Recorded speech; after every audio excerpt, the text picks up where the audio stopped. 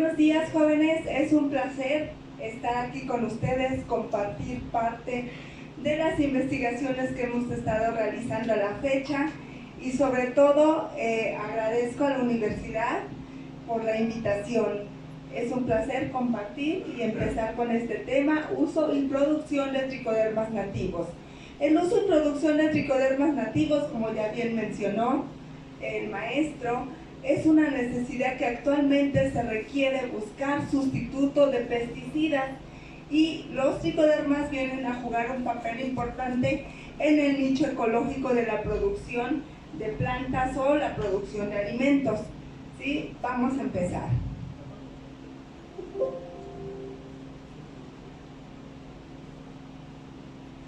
La sanidad de las plantas y cultivares actualmente depende de la presencia y aplicación de fungicidas. Es por eso que se buscan alternativas ecológicas y amigables con el ambiente.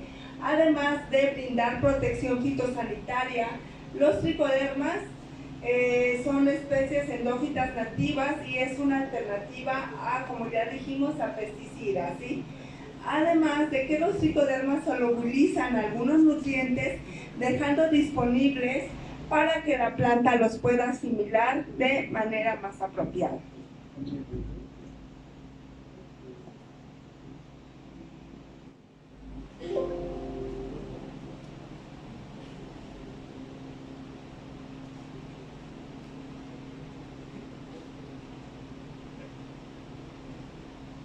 ¿Cuáles son los factores que limitan en la producción agrícola, jóvenes? Como ustedes ya saben, hay factores bióticos y abióticos. ¿Sí? Desde luego, estos factores bióticos y abióticos van a jugar un factor importante en la producción, ¿sí? Dentro de los cuales encontramos a plagas y enfermedades que son considerados como factores bióticos. ¿Sí? Y desde luego la intervención del hombre para la dispersión de plagas y enfermedades. Dentro de las abióticas encontramos la temperatura, ¿sí? Así como la salinidad, oxígeno y factores ambientales, y que el agua va a jugar un factor importante para la diseminación y para que prosperen sobre todo enfermedades fúngicas. ¿Sí? Es ahí que también la deficiencia va a causar estrés en la planta y puede que no haya una producción adecuada, ¿sí? Temperaturas altas y bajas van a incidir en la presencia de proliferación también de algunas enfermedades, ¿sí? La salinidad también causa estrés ósmico e incluso también interviene en la asimilación de nutrientes. Los factores nutrimentales también juegan un factor importante dentro de la producción, ¿sí? Que vienen siendo los macronutrientes y micronutrientes. Consideremos los macronutrientes son de los que más requiere la planta, ¿sí? Y encontramos, sobre todo los más importantes, NPK. Considerando dentro de los micronutrientes son los que menos requiere la planta, sin embargo son importantes para algunas funciones fisiológicas de la planta, considerando al boro, manganeso, fierro, molibdeno y cloro. Asimismo, la producción, más bien los factores bióticos y abióticos también inciden en los sistemas de producción cerrado o bajo cobertura, ¿sí? Encontrando, como ustedes pueden ver, la salinidad va a interferir en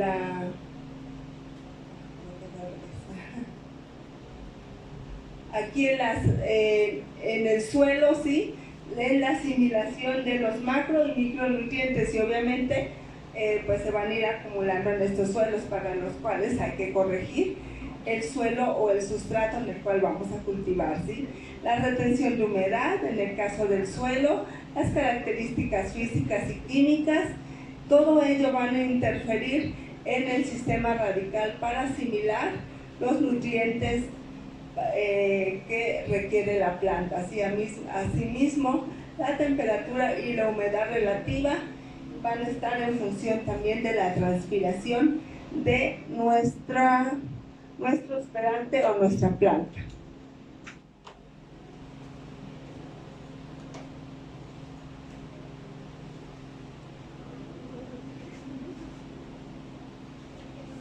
¿Qué factores ambientales también van a interferir dentro de la producción o bien dentro de la sanidad de la planta? Es importante considerar la identificación de síntomas, ¿sí?, que van a incidir en alguna enfermedad, ¿sí? Cuando salimos a campo hay que hacer un buen diagnóstico para detectar cambios de color, desintegración de tejido, desarrollo normal, daños al sistema vascular. Asimismo, los factores abióticos hay que considerar cómo estos van a incidir en la proliferación de enfermedades y obviamente van a interferir en los síntomas que va a presentar nuestra planta o el hospedante, ¿sí?, considerando el agua, el viento, el hombre. Todo ello nos va a ayudar a realizar un buen diagnóstico, el buen diagnóstico desde campo, considerando los síntomas, así como el diagnóstico morfológico, es decir, en laboratorio, ¿sí?, y finalmente el molecular para poder identificar las especies de las bacterias, hongos o virus que están afectando al cultivo, ¿sí? El diagnóstico molecular por secuenciación y actualmente con amplificación de genes es lo que nos va a servir, sobre todo los que estamos en el área de investigación, para determinar qué especie, y desde luego con amplificación de genes, debido a que algunos como Fusarium, por ejemplo, que se parecen casi la mayoría al observarlos al microscopio, se requiere una amplificación de beta-tubulina o mínimo de 1 a 2 genes cuando se requiere la precisión de la especie, ¿sí? Y con base en ello se obtiene la investigación más precisa y desde luego también desde el morfológico ya podemos dar recomendaciones para el buen manejo de las enfermedades. Recordemos que las enfermedades, tenemos enfermedades de la filósfera y de la rizósfera, ¿sí? En el caso de enfermedades de la filósfera, recordemos que son todas las que afectan el follaje, ¿sí? Puede ser desde flores, frutos, hojas, tallos, semillas. Se clasifican enfermedades de la filósfera, como podemos observar en esta imagen. Por otro lado, tenemos las enfermedades de la rizósfera, como bien su nombre lo dice, afecta desde el tallo, la base del cuello de la planta y la raíz, ¿sí? Entonces ahí también vamos a encontrar plagas y enfermedades que van a incidir en la sanidad de la planta. Por otro lado, tenemos enfermedades transmitidas por semillas, ¿sí? Desde que la semilla se obtiene, ¿sí?, puede que ya vaya enferma y ella es la que va a transmitir tanto enfermedades de la rizósfera como de la filósfera. Ahí también la importancia de la sanidad de nuestras semillas.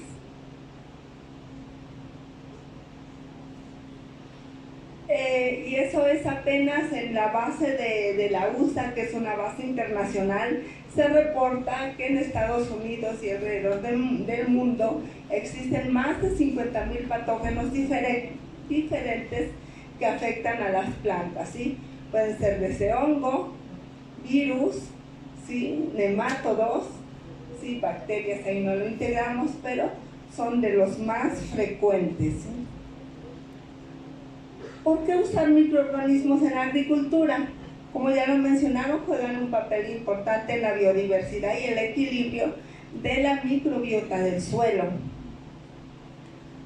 Además de que hoy día, con la aplicación masiva, desde luego la intensificación de los cultivos, se dice que se están aplicando más de 8 millones de productos químicos, ¿sí? Asimismo, se aplican de 450,000 litros insecticidas por año. Por otro lado, nosotros nos estamos enfocando en los fungicidas. Se aplican más de 900,000 toneladas de fungicidas. Ahora vamos por otro lado con los fertilizantes. Se aplican más de 30,000 toneladas de fertilizantes por año para alcanzar una buena producción, ¿sí? El exceso de los productos químicos, ¿sí?, estos desde luego que van a afectar o eliminar la pérdida de biodiversidad, ¿sí?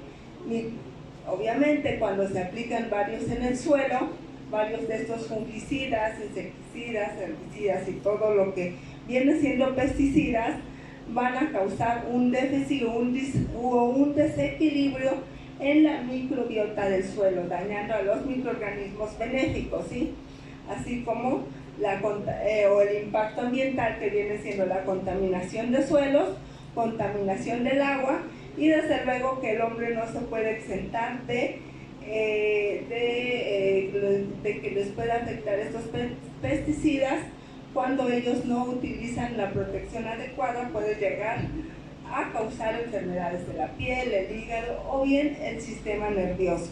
Es por eso que hoy día, en esta Agenda 2030, vamos a decir, de este sexenio y hasta el 2030, todo se está enfocando a una producción sustentable, limpia, amigable con el ambiente y la búsqueda de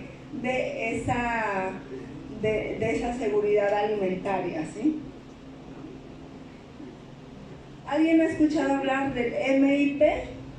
Bueno, seguramente sí, que es el manejo integral de plagas, el cual está considerado, desde luego, en primer lugar, usando el control químico para plagas y enfermedades. Asimismo, el control etológico en campo también para monitorear las plagas y enfermedades y realizar trampeo. Desde luego, el control legal va a jugar un papel importante para determinar qué plagas cuarentenarias o si hay algún riesgo fitosanitario, ¿sí? De ahí mismo viene el control cultural, ¿sí? Todo lo que los productores, y con apoyo de ustedes o de nosotros, estamos dando una asesoría para que ellos puedan controlar plagas y enfermedades. Y por último ponemos al control biológico, ¿sí? El control biológico es la alternativa ecológica. Sin embargo, recordemos que el control biológico es preventivo. El control biológico ya tiene más de 100 años y quien lo empezó a utilizar, Harry Scott Smith, que fue un investigador de la Universidad de California, y él empezó a utilizar parte de insectos parásitos que parasitaban, o ahora sí valga el pleonasmo, parasitaban a otros insectos, ¿sí? Del departamento de entomología en la división de control biológico, ¿sí? Smith en 1919 fue el primero en usar este término para referirse a enemigos naturales. Por otro lado, más tarde, en 1995, Cisneros lo define como la represión de las plagas mediante sus enemigos naturales, ¿sí?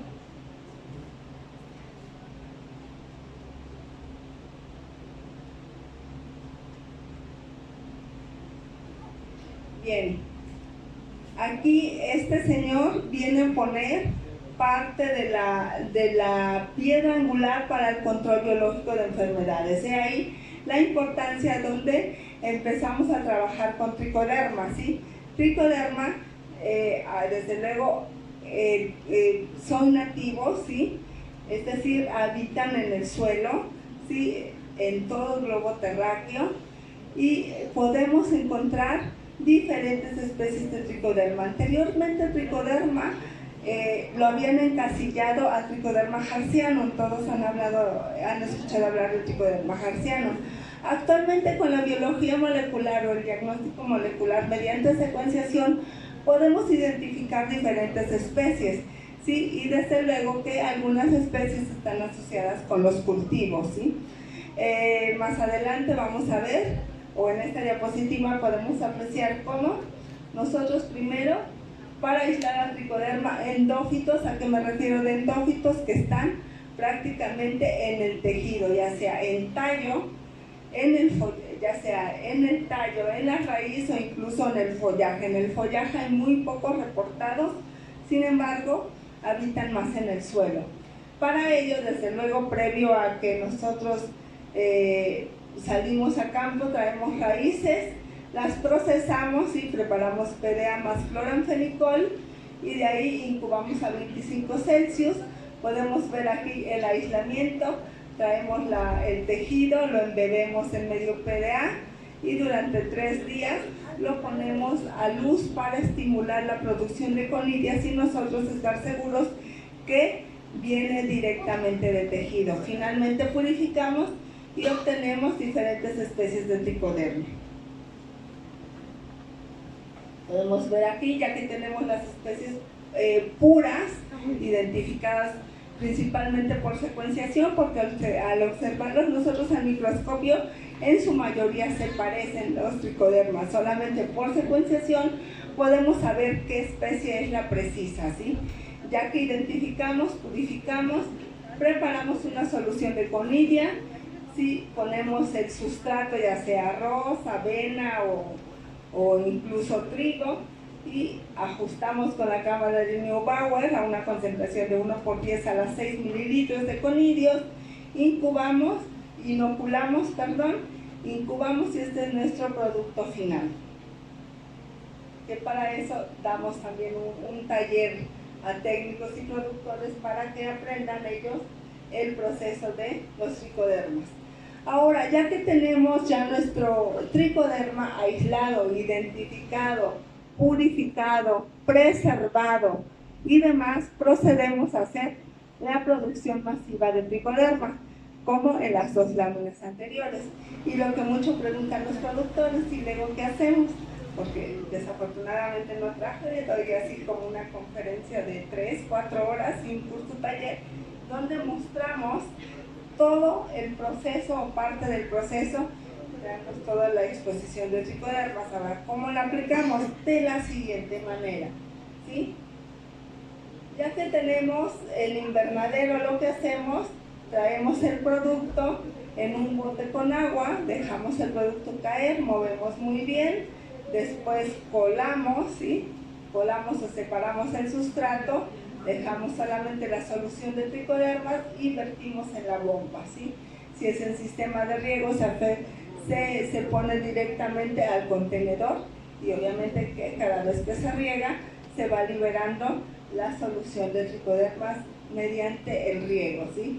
Y eso es para aplicación en invernadero, ¿sí? Y en campo pues se hace igual de la misma manera, y actualmente pues como ya mencionaban también se puede aplicar con portrón o bien en el sistema de riego localizado o con mochilas Persona. Investigaciones y uso del tricoderma. Les voy a contar una historia muy breve. El tricoderma yo no llevo mucho trabajando con él, pero hemos trabajado intensamente en estos últimos 8 años, ¿sí?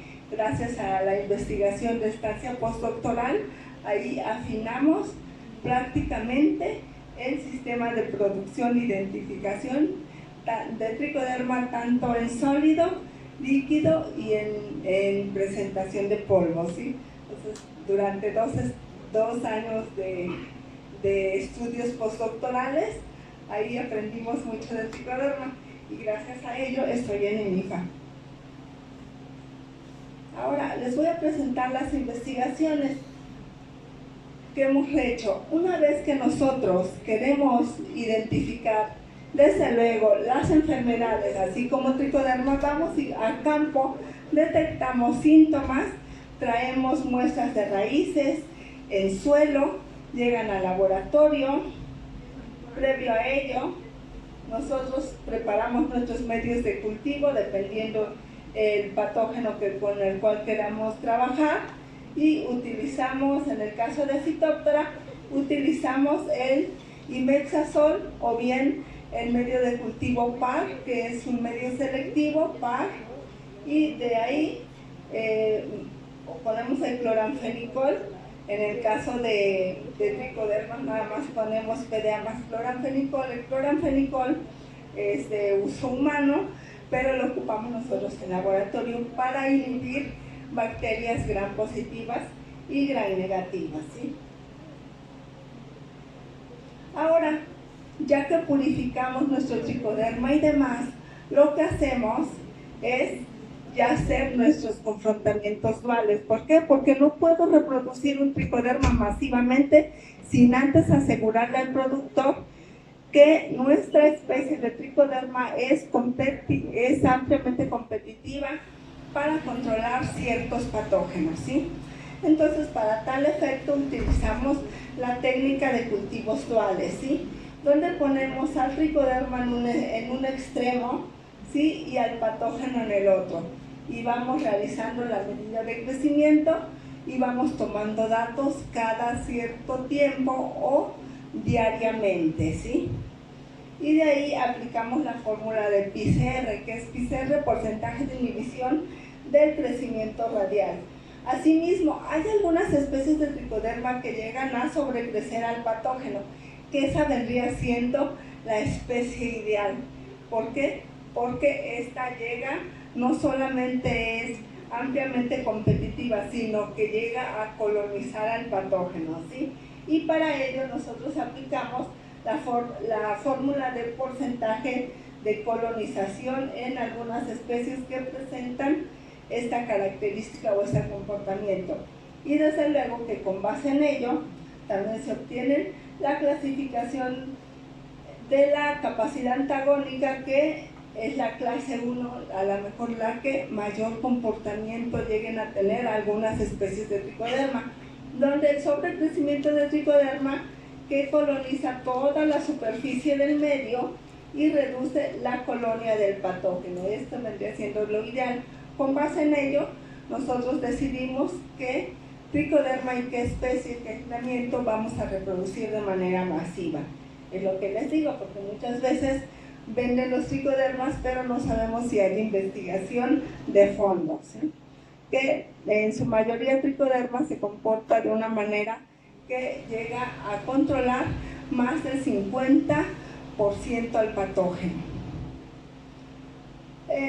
De ahí derivan las siguientes investigaciones. Esto fue durante mi estancia de postdoctorado y ahí realizamos y publicamos este artículo de especies aisladas de tanto de aguacate como de canela, ¿sí? Y fueron las primeras especies endófitas asociadas a aguacate y canela. Les voy a platicar aquí brevemente parte de los resultados. Hicimos colectas en todos estos estados, ¿sí? De ahí obtuvimos estas especies de tricoderma mediante secuenciación. Subimos la secuenciación al GenBank, que es una base de datos internacional, y es aquí, con estos numeritos nosotros publicamos en artículos científicos, ¿sí? Es como su número de acta de nacimiento, su número de registro de cada microorganismo. Así, si un investigador quiere esta especie, pues nos escribe y a nosotros se la enviamos o nos cita con este numerito, ¿sí? Entonces, de ahí, las especies que mayormente encontramos asociadas a aguacate fueron Asperellum harzianum, ¿sí? Pueden ver aquí, ¿qué más? Conichiopsis también, Amatum también, y Amatum también lo encontramos asociado a Canela, Cinnamomum verum, ¿sí? Y desde luego, nuestro patógeno estrella fue Phytophthora. Y aquí evaluamos el PCR, ¿sí? Como pueden ver,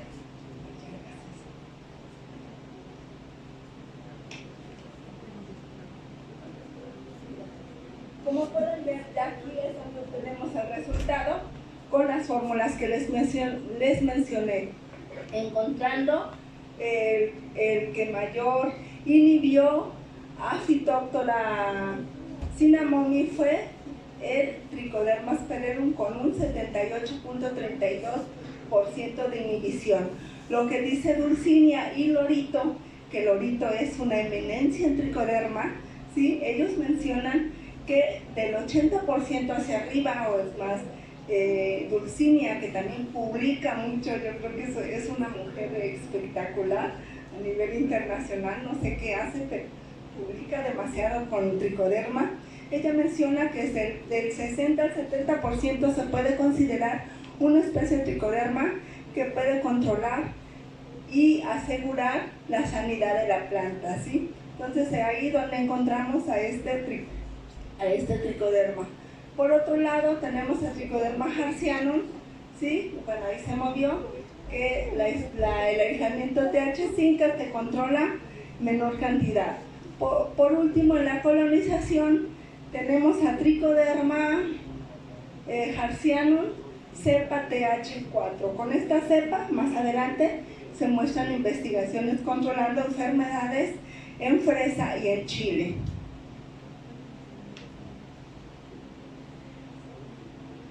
Aquí se nos movió un poquito, y en el porcentaje de colonización, Trichoderma conychiopsis, la cepa TK11, también llega a controlar de una mejor manera a Phytophthora capsicum y a Phytophthora, Cinnamomum.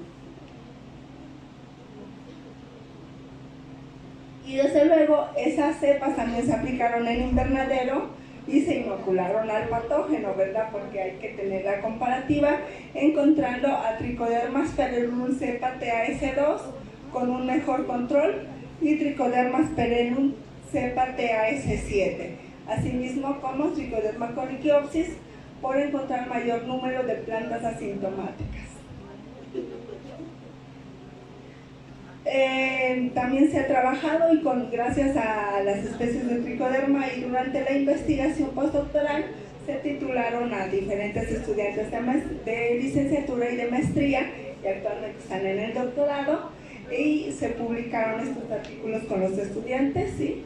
Que es para controlar enfermedades en cacahuate.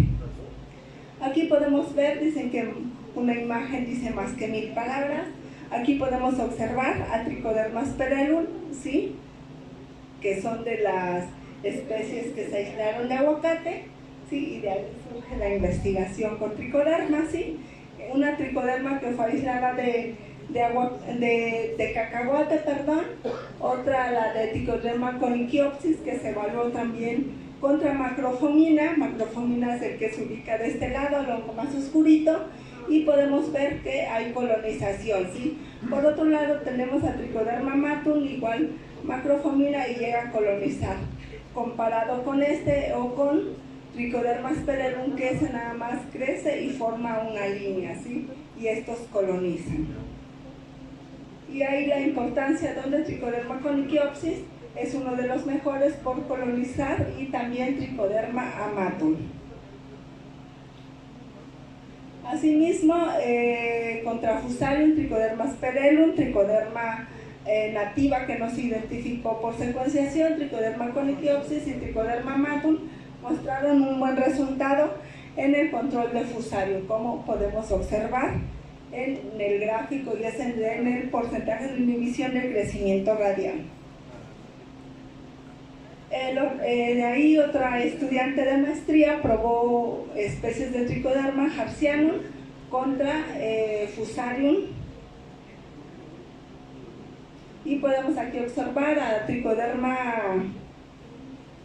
Harzianum, que fue una cepa de las que se aislaron de aguacate, y se probaron contra Fusarium, que afecta a Chile, y como pueden ver ustedes, aquí el comportamiento es de que inhibe más del 50%, y desde luego que ocasionalmente llega a colonizar, como pueden ver en esta imagen, y Fusarium solani puede ser inhibido o controlado en un 80%. Y aquí está nuestro testigo cuando no se pone a Trichoderma, pues obviamente crece de una manera exponencial, así como lo muestra la imagen.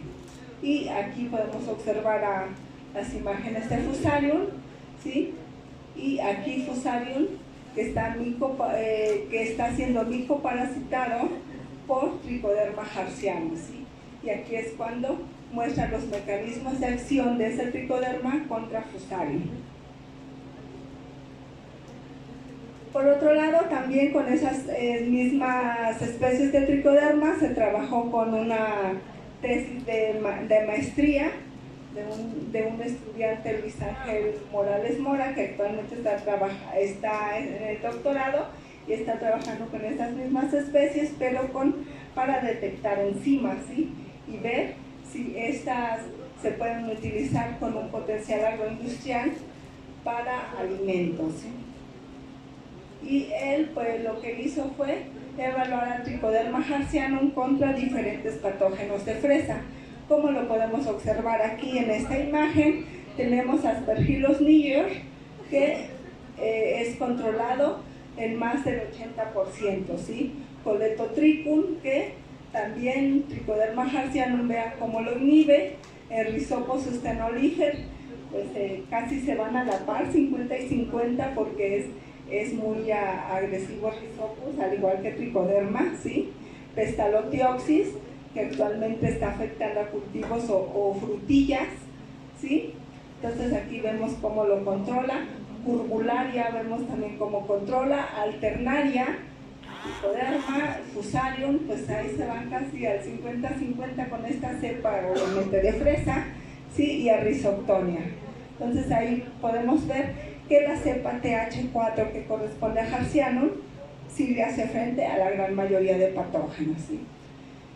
Y es ahí donde terminamos con las investigaciones hechas con Trichoderma y que a la fecha seguimos trabajando, ¿sí? Entonces, por último, y con base en lo que se mencionó, cuando vamos a reproducir Trichoderma de manera masiva, primero hay que hacer las pruebas duales o de antagonismos aplicando la PCR, porcentaje de colonización, y también a la par las escalas de Bell, sobre todo la escala 1, que es la ideal, ¿sí? Y así, con base en ello, nosotros hay que considerar si compramos la cepa, la pedimos a un investigador o trabajamos con cepas nativas de Trichoderma, ¿sí? Y la utilización de esas cepas de Trichoderma debe proveer protección fitosanitaria, velocidad de crecimiento, inhibición de patógenos, capacidad de establecerse en el tejido de las raíces, es decir, que sea endófito, ¿sí?